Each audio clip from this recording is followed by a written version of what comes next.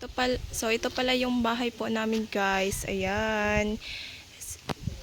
I-reveal ko pala sa inyo yung balon namin. Ayan guys, look at the balloon. Yan yung tubig sa ilalim guys. Ayan. Tas ito po yung ginagawa namin para maangat namin yung tubig sa itaas. So ayan guys. Ayan. At dito pa rin tayo sa ano. And i-reveal ko na po yung bahay po namin guys. Ayan. Una po nating titignan yung kwarto namin guys. Sorry guys kasi yung bahay namin is simple lang. Ayan, may butas na siya guys. Yan kasi sinuntok yan ni father. Yung lasing, matagal na yan guys. Yan, dito pala kami natutulog guys ng kapatid ko at ate ko. Ayan, my house is the simple things. Yan, papasok na tayo. Yan, dito po yung mga kagamitan po namin guys. Ayan. Ito po namin nilagay yung mga gamit namin. Ayan.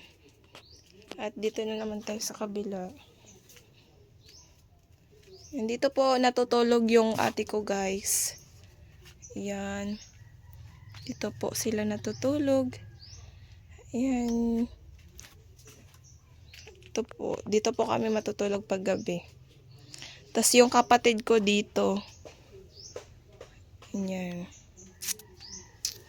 At susunod na po natin guys yung kusina namin. Tapos na po tayo sa bahay. Ayan guys. Ayan. Ito